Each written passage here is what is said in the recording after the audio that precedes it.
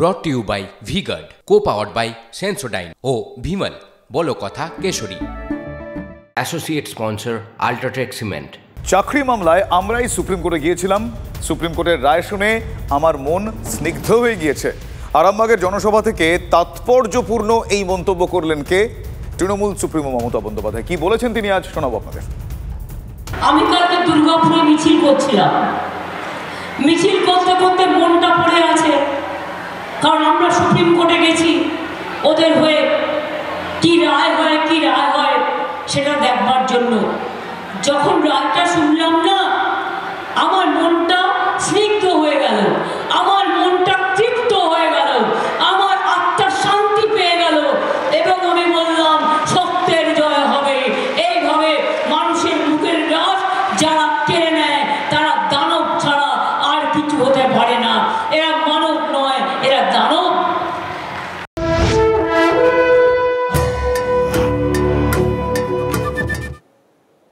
অন্যদিকে অধীরগড়ে ভোট প্রচারে অভিষেক বন্দ্যোপাধ্যায়। ইউসুফ পাঠানের হয়ে ভোট প্রচারে অভিষেক বন্দ্যোপাধ্যায়।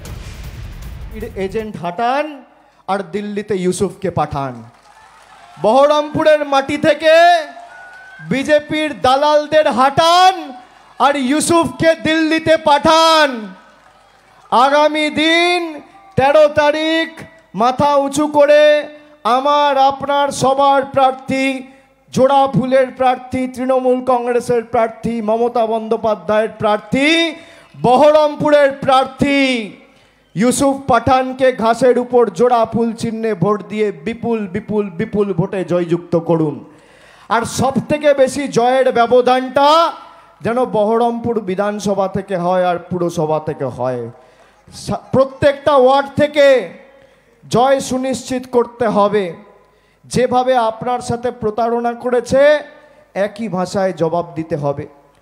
মূল্যবৃদ্ধির এই সময়কালে একদিনও অধীরবাবু প্রতিবাদ করেনি। বাংলার মানুষকে ছোট করা হয়েছে, প্রতিবাদ করেনি। বাংলায় হিন্দু মুসলিমের বীজ বপন করে বিজেপি আমাদের সমাজে অশান্তি ছড়াতে চেয়েছে, প্রতিবাদ করেনি।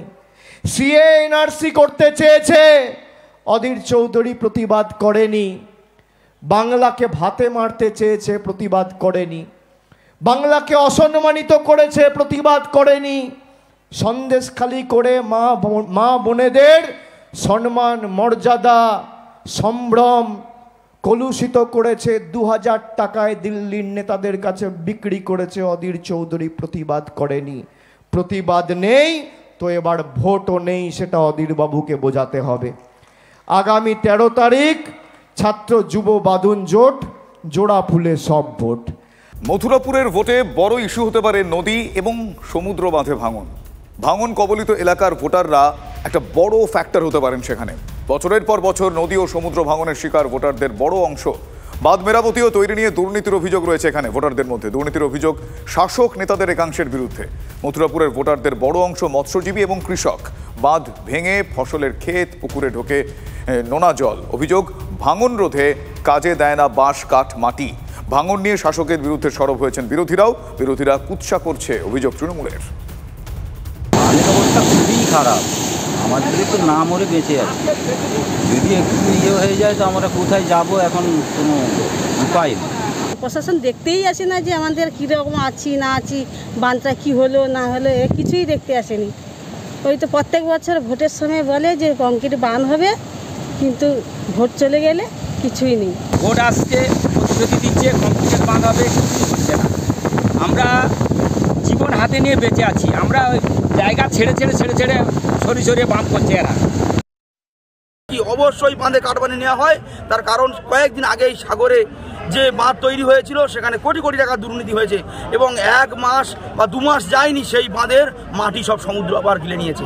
তাই কংক্রিটের বাঁধ ছাড়া বাঁধ আটকানো যাবে না। যেটুকু পরিকল্পনা করা হচ্ছে সেইটুকু শুধুমাত্র নিজেদের পকেটে ঢোকানোর পরিকল্পনা।